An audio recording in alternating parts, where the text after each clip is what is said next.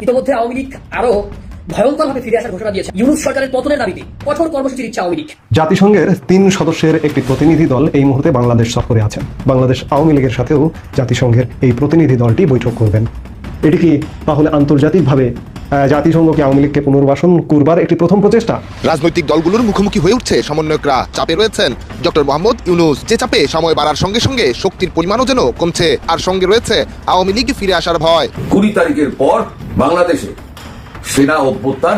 আসসালামু আলাইকুম প্রিয় দর্শক, গুরুত্বপূর্ণ ভিডিওতে আপনাকে স্বাগতম। দর্শক, আজকের এই ভিডিওতে বেশ কয়েকটি গুরুত্বপূর্ণ ভিডিও ফুটেজ নিয়ে হাজির হয়েছি। এমনকি দর্শক, আজকের ভিডিওর শুরুটা দেখেই বুঝতে পেরেছেন আজকের নিউজটা কতটা গুরুত্বপূর্ণ হতে চলেছে। এমনকি দর্শক, আজকের নিউজে কি ধরনের ভিডিওগুলো আপনারা দেখতে চলেছেন। তো দর্শক, যারা এই ভিডিওটি প্লে করেছেন তাদের উদ্দেশ্যেই বলবো, না টেনে সম্পূর্ণ ভিডিওটি মনোযোগ সহকারে দেখবেন, তাহলে এই বিস্তারিত বিষয়গুলো আপনারা বুঝতে পারবেন। তো দর্শক, আসুন আমরা আর কথা না বাড়িয়ে আমরা মূল ভিডিওটি দেখে আসি। তার আগে আমার চ্যানেলে নতুন হলে চ্যানেলটিকে সাবস্ক্রাইব করে রাখবেন পরবর্তী ভিডিওর আপডেট পাওয়ার জন্য। এমনকি দর্শক, একটি লাইক দিয়ে দেখতে থাকুন সম্পূর্ণ ভিডিওটি। রাজনৈতিক দলগুলোর মুখোমুখি হয়ে উঠছে সমন্বয়করা, যেখান থেকে বাদ পড়ছে না অন্তর্বর্তীকালীন সরকারও। আর এই সব মিলিয়ে শীতল চাপে রয়েছেন ডক্টর মোহাম্মদ ইউনূস, যে চাপে সময় বাড়ার সঙ্গে সঙ্গে শক্তির পরিমাণও যেন কমছে। বিএনপি, জামায়াত ইসলামী থেকে নূরের গণ অধিকার সবাই ডক্টর ইউনূসের সরকারকে নিজেদের বলে আসলেও 5 মাসের ব্যবধানে যেন হারিয়ে যাচ্ছে নিজেদের শব্দটা।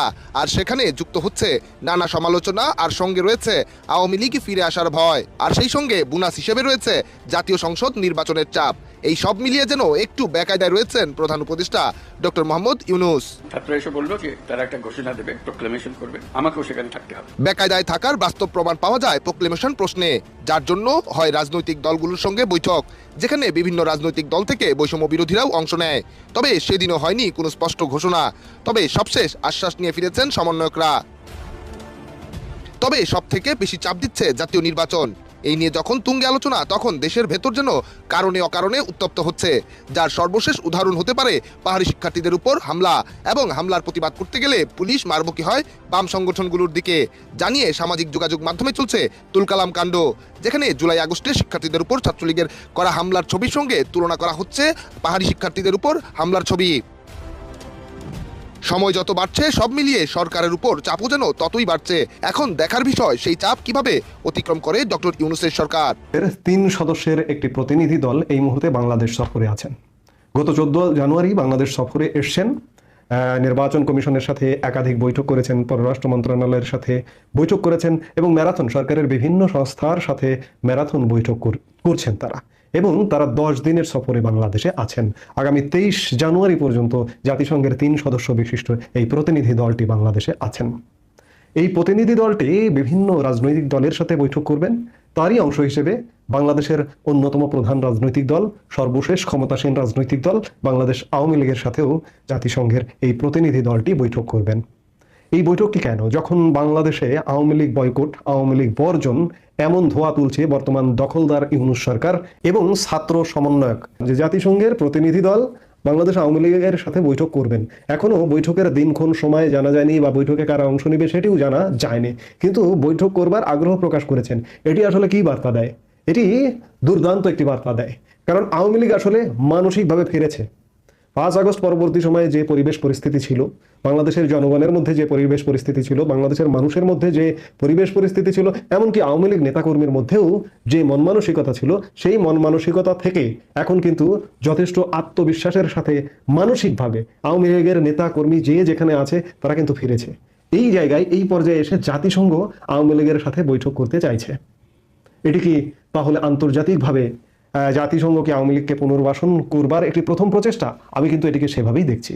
কারণ সারা বিশ্ব, ভারত বলুন, মার্কিন যুক্তরাষ্ট্র বলুন, যুক্তরাজ্য বলুন, রাশিয়া বলুন, চীন বলুন, প্রত্যেকেই কিন্তু বাংলাদেশ আওয়ামী লীগকে বাদ দিয়ে চিন্তা করতে পারে না, বা বাংলাদেশের রাজনীতি বা বাংলাদেশের সাথে সম্পর্কের ক্ষেত্রে চিন্তা করতে পারে না। তো সেই জায়গায় জাতিসংঘ আওয়ামী লীগের সাথে বৈঠক করবে, এটি যথেষ্ট ইতিবাচক। যেখানে ইউনূস সরকার বর্জন, বয়কট এবং তাদের সাঙ্গপাঙ্গরা বলছে, এমনকি এই যে গতকালকে হাসনাত আবদুল্লাহ, এই যে মুক্তিযুদ্ধ বিরোধী ছাত্র সমন্বয়ক দলের যে আহ্বায়ক, তিনি বললেন কি, যে হয় আওয়ামী লীগ থাকবে, না হয়তো আমরা থাকবো। তোমরা 2 দিনের বৈরাগী ভাতের অন্য, ব্যাপারটা এমন হয়ে দাঁড়াইছে। আওয়ামী লীগ কত পুরনো একটি দল, 75 বছরের পুরনো একটি দল, সেই দল থাকবে আর না হয়তো তোমরা থাকবা। 2 দিনের ইতিহাস, 2 দিনের ঘৃণ্য ইতিহাস। আর আওয়ামী লীগ কি ঠুনকো? আওয়ামী লীগ কি হঠাৎ গজিয়ে উঠেছে? 75 বছরের প্রতি পরতে পরতে আওয়ামী লীগের ঐতিহ্য আছে, ইতিহাস আছে। আওয়ামী লীগের যে 75 বছরের ইতিবাচক ইতিহাস, সেই ইতিহাস 2 দিনের বৈরাগীকে এক হাসনাত আব্দুল্লাহর কথায় মুছে যাবে না যে আওয়ামী লীগ থাকবে অথবা আমরা থাকবো। তোমাদের দরকার নেই, তোমাদের এই বাংলাদেশের জন্য কোনো অবদান নেই, সেই জায়গায় তোমাদের দরকার নেই। আমি যেটি বলছি যে জাতিসংঘের সাথে বৈঠকের মাধ্যমে আওয়ামী লীগ পুনর্বাসিত হবে বলে আমরা প্রত্যাশা করবো বা প্রত্যাশা করতেই পারি। কারণ কোনো রাষ্ট্র সরাসরি না এসে একটি সংস্থা, আন্তর্জাতিক সংস্থা, রাষ্ট্রসংঘ, সেই রাষ্ট্রসংঘের মাধ্যমে প্রথম বৈঠক, না ভারতের সাথে, না মার্কিন যুক্তরাষ্ট্রের সাথে, বা না অন্য কোনো দেশের সাথে। সেই বৈঠকটি অবশ্যই ইতিবাচক এবং আওয়ামী লীগ নেতাকর্মীদের জন্য এটি একটি ইতিবাচক বার্তা দেবে। কিন্তু আর আমি বলবো যে যে দেশগুলো চাইছে যে আওয়ামী লীগ পুনর্বাসিত হোক, রাজনীতিতে ফিরুক, তাদেরও এটি একটি কৌশল। রাষ্ট্রসংঘ আওয়ামী লীগের সাথে বৈঠক করুক প্রথম।